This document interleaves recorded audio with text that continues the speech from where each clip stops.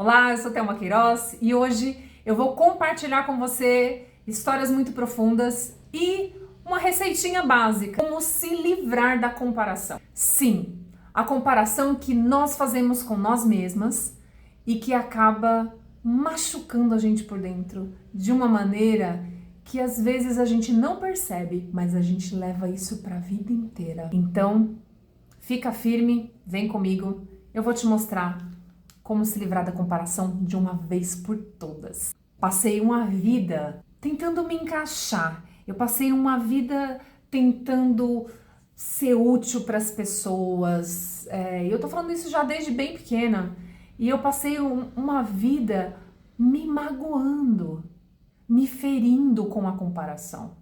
Eu tava sempre olhando pro lado e falando assim, nossa, o coleguinha ali, ele consegue bem em matemática, ele consegue bem em português, caramba, eu não consigo, eu sou burra. Ai, nossa, puxa vida, só eu que tenho tênis furado. Milhares de pessoas tinham tênis furado ali, mas eu só conseguia ver que só eu tinha o tênis furado, porque eu pisava torto, eu piso torto, né, e o pé ia batendo no outro e acabava abrindo um buraco. Mas eu aprendi isso com a minha mãe. A minha mãe me comparava o tempo todo com o filho das outras pessoas. E aí eu falei, bom, se a minha mãe faz isso comigo, eu preciso fazer isso comigo enquanto ela não está presente. Vida que segue. Eu queria provar para minha mãe que tinha valido a pena ela ter tido uma filha, mesmo ela dizendo a vida inteira que ela queria ter tido um filho. Eu sou filha única. Então eu recomendo que você não faça isso com as suas crianças, porque não é bom pra cabecinha não, viu? Depois dá uns problemas. E eu cresci numa família completamente desestruturada. Nós éramos, retirantes nordestinos, embora eu tenha nascido em São Paulo, mas eu cresci na cultura nordestina. Então, 11 pessoas morando dentro de uma casa. Você imagina que loucura. De criança tinha eu e mais um outro menino. Eu odiava final de semana, porque eu tinha que passar o final de semana todo em casa. Os adultos todos eram praticamente alcoólatras. Eles bebiam loucamente a ponto de, assim, se agredirem, quebrarem a casa, estragar o almoço de família. Era aquela coisa horrorosa. E os adultos, tipo, não tinham consideração nenhuma pelas crianças, né? Eles se sentiam à vontade, assim, pra brigar, pra humilhar, pra bater, troco de nada, de qualquer coisa, né? Então xingava nome feio, enfim. Só quem viveu esse tipo de situação, só quem viveu, quem foi uma criança num ambiente desse sabe do que é que eu tô falando. A família tinha amigos. E tinha um amigo da família de longa data. De vez em quando ele fazia almoço, churrasco, chamava a galera aí, a turma ia. E eu já o conhecia, já estava lá, né? Hoje tá difícil. E aí, nós estávamos lá, era à noite, tava rolando uma comida e tal, não sei o que, um jantar. Aí ele chegou pra mim e falou assim, olha, eu tenho uns passarinhos ali naquela sala, você não quer ir lá comigo pra você ver? Bom, criança, passarinho, né? Claro! Eu fui, sozinha com ele, pra um outro ambiente afastado.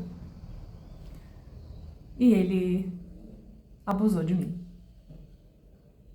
Eu tinha 8, 9 anos. E aí eu, toda apavorada com aquela situação toda, fui embora pra minha casa, que ficava a alguns quarteirões dali. Gente, eu fui sozinha à noite. Tem noção? Só quem viveu esse terror sabe do que eu estou falando. Mas essa não foi a pior parte. Teve uma parte pior pra mim. Alguns dias depois, eu fui contar esse fato pra minha mãe. E a minha mãe deu uma de desentendida, fingiu que não aconteceu nada e ficou por isso mesmo. O que aconteceu? Eu falei, eu acho que eu não valho nada mesmo. Isso não foi nada. Tá tudo bem. Assim foi. E ficou por isso mesmo. Meus amigos e minhas amigas, é agora que a gente faz do limão a limonada. Aí, 30 anos depois, eu estava casada há 17 anos e eu tive 4 filhas. 4. Eu pedi o divórcio. Eu não me reconhecia mais ali.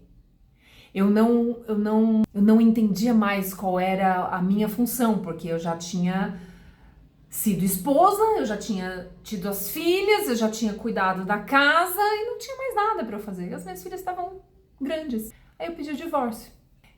E neste momento da minha vida eu tive o meu primeiro flashzinho de consciência, de organização do meu mundo interno. E o que eu fiz? Eu falei, eu preciso fazer essa dor passar. No vídeo anterior eu falei sobre a organização do mundo interno. E isso você terá de fazer pela sua vida inteira.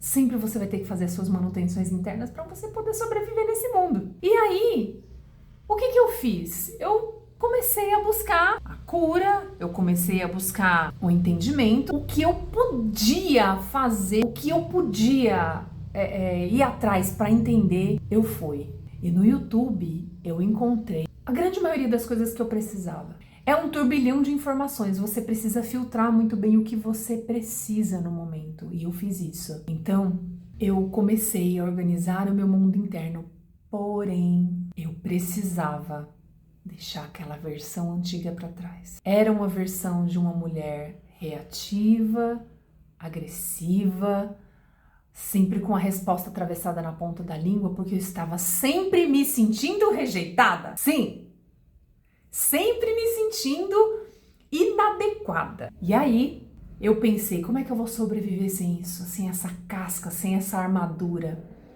É necessário deixar essa versão para trás. Agradecer, porque foi ela que me trouxe até aqui. Me desarmar e abraçar a minha busca pela minha cura interna. Então, Zion está roncando. E a pergunta é, como deixar a comparação para trás?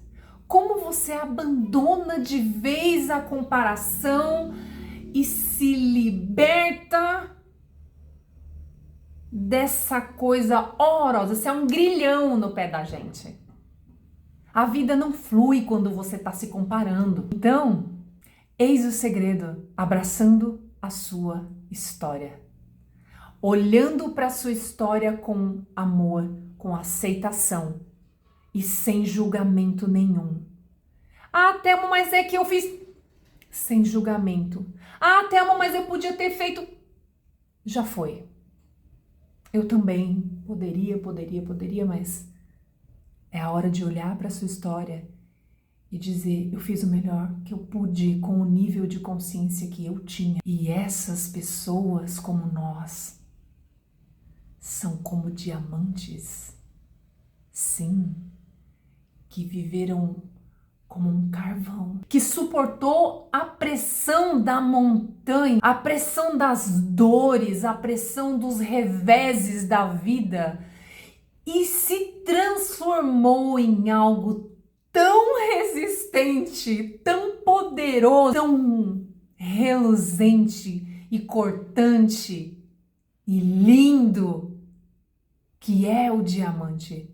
E você olha, ele até tem uma aparência de fragilidade, mas ele corta se precisar.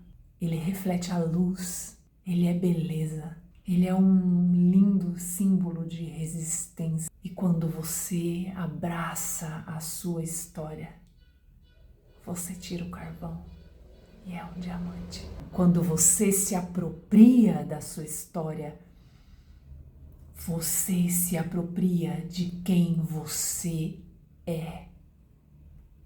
E então você fica livre para construir um novo caminho. Fique firme, abandone a comparação.